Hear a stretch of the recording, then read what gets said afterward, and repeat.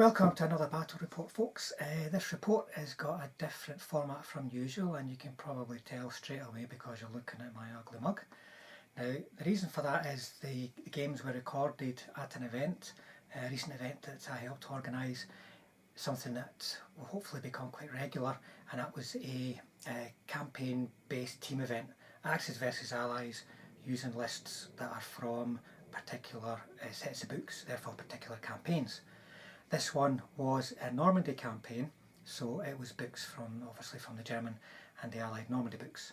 And it was a team event, 5 players against 5, though one of the German players pulled out, so 3 of the Allied players played 2 games instead of 3 games. So it's quite a handy format in that respect. You've not got somebody necessarily failing to compete, if you understand, because they're missing out on a game. It's the team result that matters. So because it was a Normandy campaign, we had Normandy themed tables. So it was like Saint-Lô, we had Caen, which was really the factory district and the airfield. We had a generic close sort of Normandy type country, and then a Bocage table. Now Bocage has really been removed from version 4 as it is just now, though it might come back, I would imagine, in the new Normandy books planned for next year.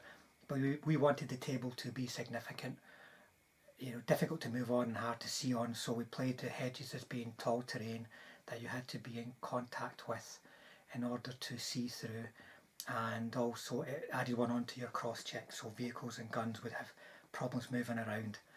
Now, I played both the games you're going to see on the Bocage table, which was really fun, and you'll see how close and tight that made it. Now, I'll show you my list. It's a Churchill list. I kind of put it together at the last minute because I don't have a great deal of painted Western Ally stuff, not very much at all, to be honest, just some infantry. Now, it was a Churchill list, and I used the new Churchill box set, which has got some really lovely kits in it. As you can see, this is just base coated. That's all I could manage in time for the tournament, but I'll put my list up so you can see what I was using. Just freeze frame the page when it pops up, and then after that I'll go on to talk about the first game. Now, because it's recorded at a live event, it might be difficult to follow everything I'm saying, especially because of my accent and everyone else around me and their accents. So I'll be putting up little explanations where I think it's needed just before each scene, so that you can get a flavour for what's happened or what's happening. Okay, so I'm going to put the list up next, and then after that I'll talk about the first game.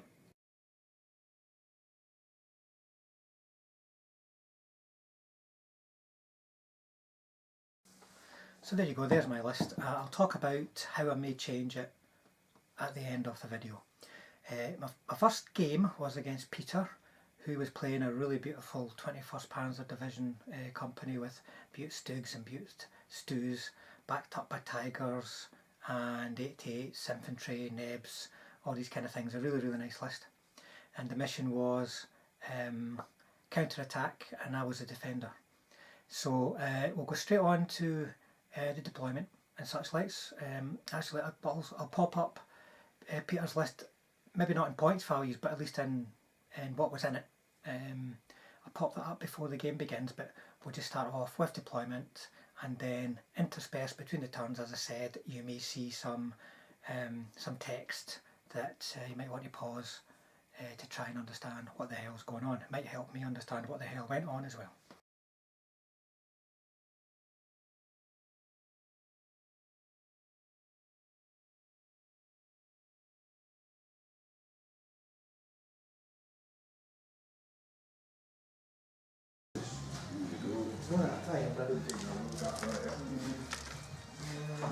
There's a German deployment aiming down that road, I think. And then here's my deployment.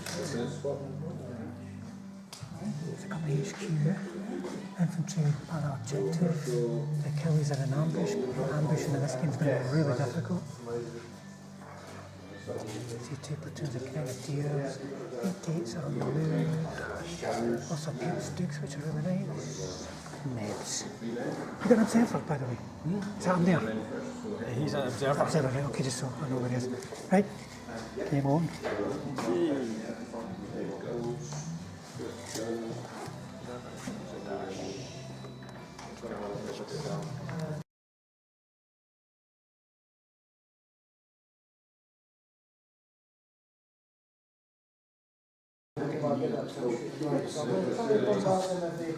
Popped an ambush here, just in a wee battle report, sorry. Popped an ambush here, looking up that road. They managed to kill and bail a couple of beach stooks. Reserves came on over there, managed to kill one.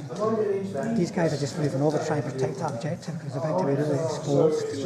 And the Crocs have just moved around to try and get into the game because they're in the worst place I could have put them. Right.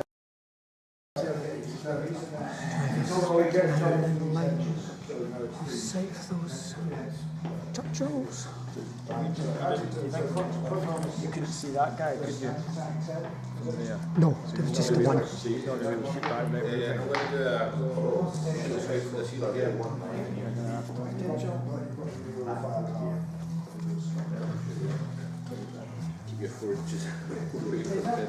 what my Churchills are going to be coming onto the table too.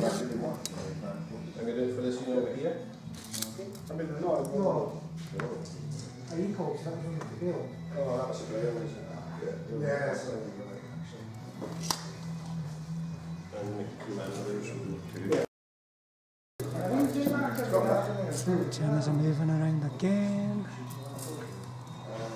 Infantry have come over on the road. What am I paying Churchill's going to do?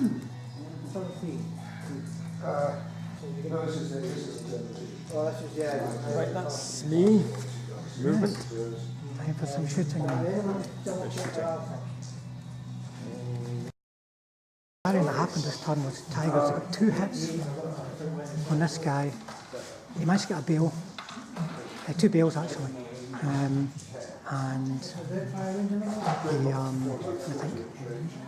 he 2 bails, and he got double bailed. Sorry, that was right. He got double bailed, so he's still alive.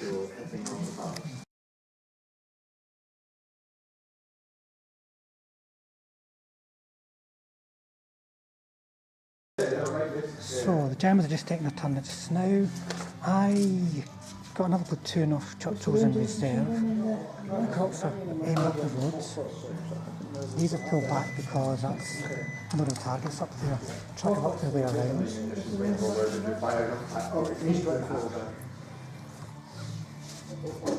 You can see the second platoon of Churchills has come over on that field.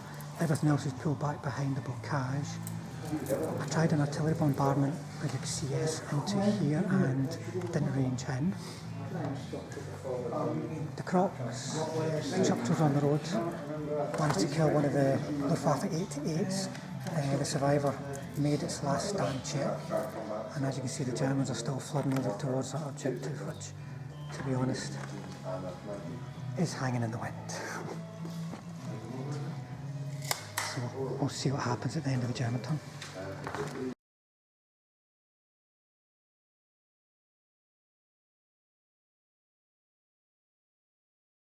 The British turn got my final reserves in, which came in over there. They wanted to be a nuisance. These guys in the field are 10.5 centimetres, with the Churchills up to support them.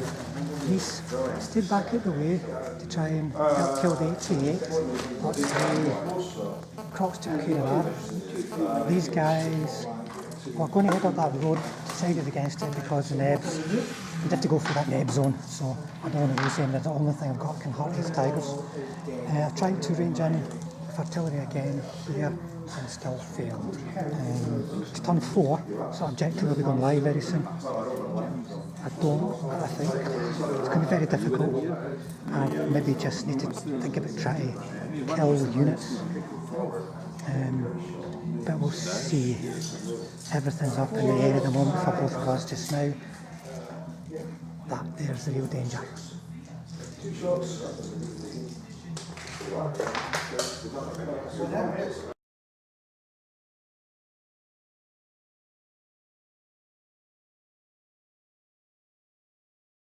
guys. So just a wee recap, these guys are taking a pummeling.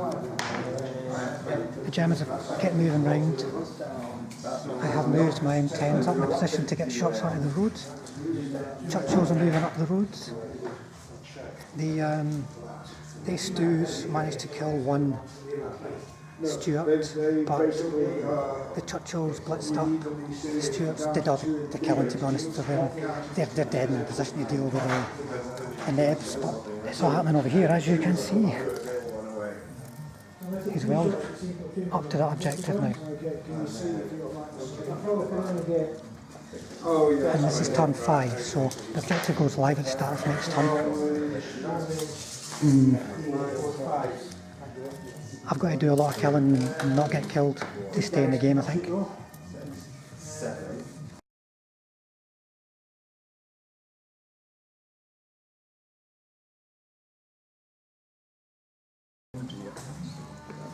So I'm pinning those infantry, they're fine. I moved rocks up to do some flaming, moved these guys up to look down the road. The infantry coming over were a great worry for me, luckily they're not unpinned. So I had to move these guys up and shoot them. We have 50 kills. And then last... you can re-roll to these commanders there. Yeah, So, so he's fine. And over here, I did lots of shooting and killed nothing. Quite a lot of good saves for the Germans, otherwise I maybe would have done a bit more damage, but I think it's night-night for these guys. But I managed to get over in time to contest that objective with my Churchill 7, so it's got a bit of survivability.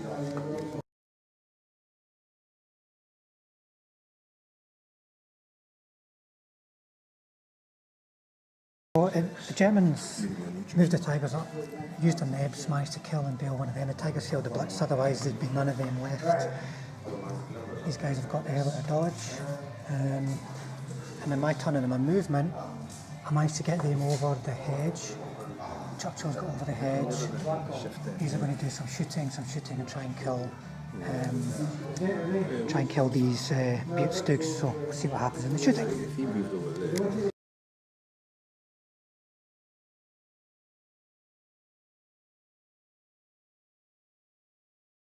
Shooting, these Churchills killed a couple of Butte Panzers.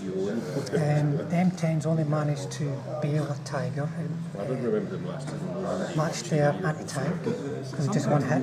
I managed to bail a Butte Panzer around the back of the wood. Over here, these Stuarts charged in for assault, did nothing, and then immediately broke off when they had to counter-attack. But round the corner here, the Butte Panzers broke, even with a reroll from the company commander, which just leaves one core unit on the table, so the Germans have broken, so I somehow managed to scrape a win. This Bocage table is an absolute nightmare. We're playing Bocage, but we're not using the basic rules, no, we're making it really closed terrain, difficult to move around, and it was an absolute cagey monstrosity of a game.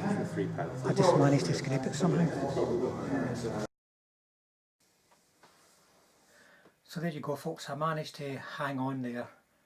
It was really quite, it was in the balance, I felt, the whole way, especially because you don't start on an objective in that mission, and so you have to get to it. I think if Peter had have kept his Tigers pointing the other way, it might have gone differently for me, but it all came down to me pinning his infantry and the Tigers. Really, it came down to pinning the infantry, I think, because then you couldn't assault my Churchill 7 away from the objective, which could have done so in one turn and won the game with the new victory conditions. But then Tigers also didn't make much of an impact because they failed the blitz, so there you go, I managed to get away with it.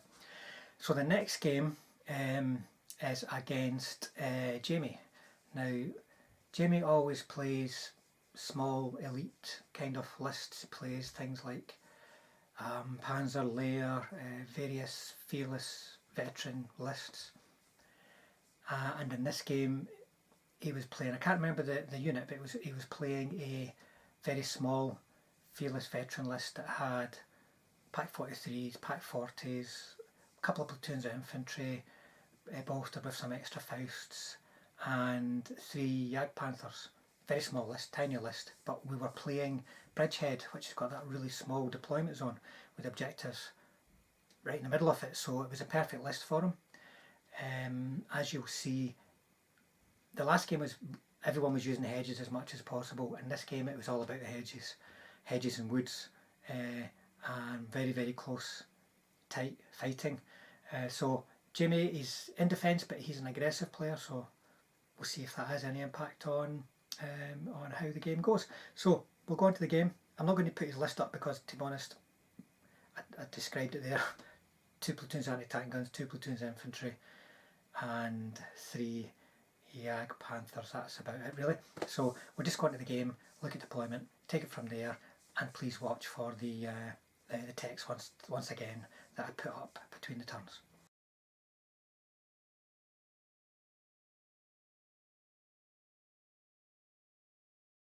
This game we're playing is Bridgehead.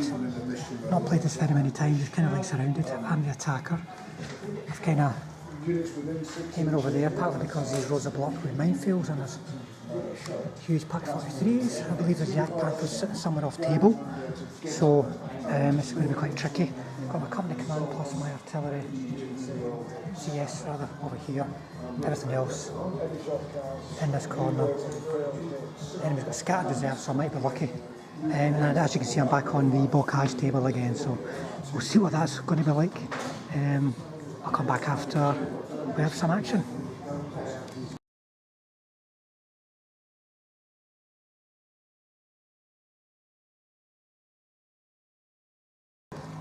So uneventful for me. I tried to blitz the commander into position so I could do a barrage first turn, but he never made it. Jamie's rolling for his reserves now. 3, so nothing yet, but he's got plenty of time. Everyone else, as you can see, is just coming in here out of sight for the moment. So Jamie's not going to have a lot of targets, to be honest. It might be a short turn. Very short. So I've just kept moving up, staying out of sight behind the Bocage, which is a plain tall terrain.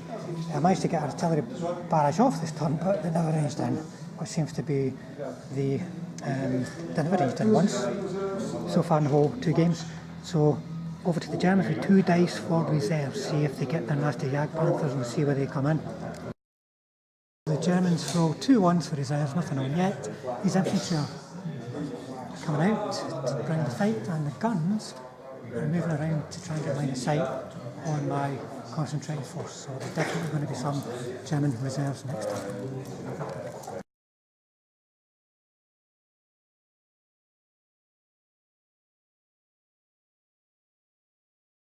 Being cagey as ever, I managed to range in, so hopefully I can start pummeling this lot. I never hit anybody. Oh, sorry, I hit one, but didn't kill anybody. And I'm not doing anything yet because I'm interested in where his Jagdpanthers are going to show up. I don't think I can stand any chance of charging over all those hedges into an early assault, so I'll have to play it cagey, I think. Let's see if the Germans get the reserves 3 dice. 1, that's enough. You'd always get 1 anyway. So you've got to declare what you're bringing on. You've only got 1 in reserve. Is that it? Right, okay. And you're going to now roll a 1, 2, 3, 4, 5, 6. Give me a good one. So it's in that corner over there. Anywhere within 16 inches. 16 all over the edge. So it's game on. Jenna did get reserves, as you saw. Jagdpanthers, and they're now squaring up. I've only got 4 tanks that can stand a chance of hurting them, really. So we'll see what happens. Over the matter now. Well, nothing really else happened with the Germans. Unpinned infantry, and that was about it.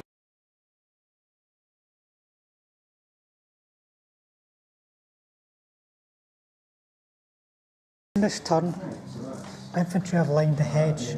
Now, because we're playing this Bocage rules, we can't see past it, so it's got a close-in country. He's not going to be able to approach the hedge and get within 2 inches of the infantry to therefore see through the hedge, because you've got to be in contact with it. So he's going to have to assault the infantry before he can see through that bit of hedge, and if he does so, he'll be counter fire from these. So he'll have to manoeuvre around it.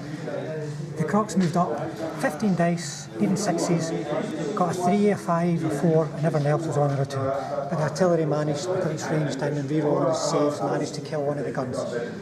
So we're facing up to each other now, let's see what happens.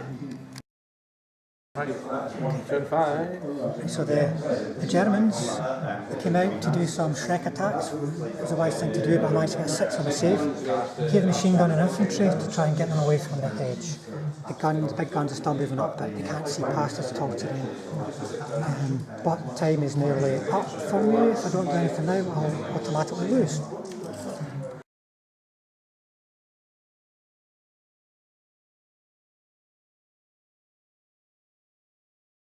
On my turn, Stuarts have moved up and they managed to kill the tank hunters. The infantry managed to dig in. The M10s were staying in support. The Churchills were starting to move up because they got to get at least close to that objective, and I managed to shoot the last pack 40 and ridiculously overflame one single base of infantry. So we'll see what the Germans are able to do next, because it's getting really close in time for some assaults, which I don't think is going to go well, because I don't know if I can even get over those hedges. Jamie's got some revenge here and managed to... I'm going to clear that hedge shortly. Managed to kill a Churchill. These guys are coming over to get rid of him. Corner them in the field.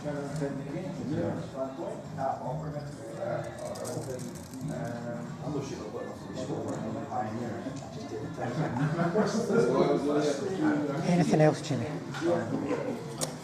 Mind you, you've done your shooting, so it would just be smooths and assaults and things. That's okay, stick him back, you just forgot about him. Okay. Then we'll just come back from the next turn.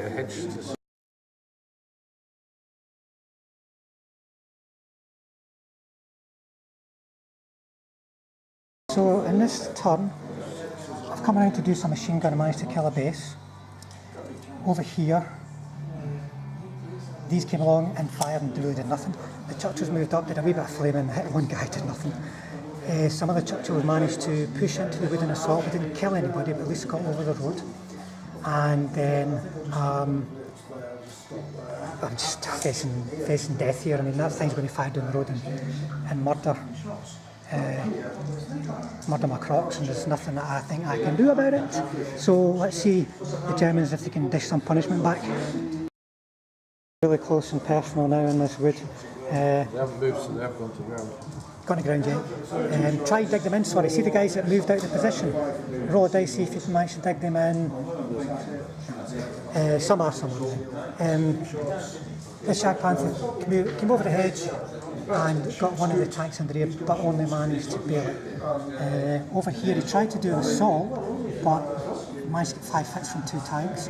Those couldn't counter fire because it was assaulting from concealing terrain. It's getting very tight. Those guns have moved up so they can start getting close enough to hit the wood as well. So I'm between a rock and a hard place at the moment.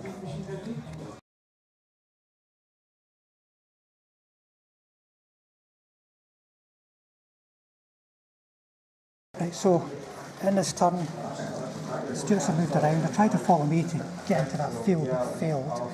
These guys tried a smoke bombardment to put a screen across there, but failed. The Flamers managed to kill a couple of infantry. Churchill got around the side, missed that. Shag Panther, these two failed the close check again. But these guys managed to blitz after I moved my infantry out to the field over there. They killed and bailed one Shag Panther. The infantry moved down to the assault on the bailed Shag Panther and got it. I'm kind of sitting in that wood, not knowing what the hell to do. So over to Jamie for some revenge. Call that there, a German platoon tried an assault, the survivors tried an assault and died. He actually killed a Croc, bailed out 7 in the wood. Not much of anything else, so James decided just to call it. So there you go, the Churchills managed to get another victory, this time in attack. It kind of came down to what the Jagdpanthers were going to do, and I didn't want to pile over that hedge at them. A, because it would have taken me away from the objective that I had to be within 8 inches of, which meant I had to be in his defensive position by the end of my turn 5. But also it would have been, my stuff would have gone over the hedge piecemeal, wouldn't necessarily have got hits if even got over the hedge, so it was risky. So I thought, I'm going to just defend that flank. When the time came, he split his Jagdpanthers. I thought, now's the time. I got my infantry over. As you can see, I was lucky enough to get a blitz up to the hedge with the M10s, and that took care of his most dangerous unit. You seen he was quite aggressive with 1 platoon infantry, didn't want to leave them defending. I think he should have left them defending. My Stuarts were going around to take that objective as a backup. But in the woods, even though he couldn't hurt my infantry tanks with his infantry because he'd lost his Fausts and such likes, if he'd just got in and forced me to break off, I would have been doing cross checks for the wood, cross checks for the difficult hedges. He could easily have captured me there. So I think he was aggressive in the wrong places, and it would have been better to take the risks in the wood, I think. But there you go, another victory for the Churchills in the Bocage. So the list, I really like it. I like Churchills. It's a tank I've liked since I was a young boy, which is a very, very long time ago. And I really like the box set. You can do so many different things with it. You can get this, the CS Churchills. You can get 6-pounders, 75 mils, and the whole lot. But looking at the list, I think I would change it, because the CS Churchills never did anything. It might have been that they made a couple of bombardments that changed the game, but it didn't do anything. And what I think is that I could probably get some kind of cheaper bombardment equivalent, and then free up a company commander in a Churchill 7 to join on to another platoon. As it was, he was out of the fight in both games. He could easily join up, imagine 2 front armour 13 tanks in the one unit. That could be really tough, and then go in for the assault. That could be even tougher with 4 top armour 2 tanks, and then all the rerolls that he brings as well. So I think you need him to stay with the CS tanks in order for the CS tanks to be effective, but that you're either going to go for a weak Churchill to do that. Not going to do a Churchill 7, and I think I would rather keep another Churchill 7 and go for another option for smoke and pinning and such likes. So I think that's the only real change I would make from that list. Tweak it a little bit. I liked the Stuarts as well. It was handy having that little unit that could move around fast, even though they ran away from those nebs when they were at their mercy. But that was an alternative to the slow moving Churchills. So the day itself went very badly for the Germans, I have to say. Partly because when they were on the defensive, they weren't able to inflict sufficient casualties on the attacker, or they weren't able to push the attacker back from the objectives. Plus they also had some bad defeats as well, where they just plain lost the games. But we also, the way we play the games is you work out your victory points, and then you work out the points of all the destroyed platoons. You divide the points of destroyed platoons by your victory points, and the team with the lowest total is the winner. So you can't just win a game at all costs and have no impact on the overall outcome. And the Germans were losing a few high value units and not causing much in the way of casualties, certainly not to high value units, if there is such a thing for the Allies in the Normandy campaign. So it went badly for the Germans on the day. I think there was a lot of really nice German units, but maybe not enough vanilla units, like Panzer Grenadiers that are going to be really solid with some decent medium tanks to support them. There was a couple of Stugs, but there was no Stug platoon, no Stug company, no Panzer IV company, things like that. That might have been a better, more balanced kind of list to go into, but it was a pleasure in seeing things such as Peter's 21st Panzer Division. He had a really nice Tiger company and a really nice Grenadier company as well, and there was a few other interesting German units deployed on the day. But there you go. Hopefully you could follow the narration okay on the videos, and the texts make some sense. There'll be other events like this happening in the future. I'm not sure if we'll fit one in before the turn of the year, but that's the plan, to keep it going and keep them themed for particular campaigns, so they've got a nice historical feel to them, and the lists are hopefully not just about biggest toys and most exciting toys. It will be what was the equipment that was actually used in those battles. So thanks for watching again, folks, and hopefully have another one up for you soon.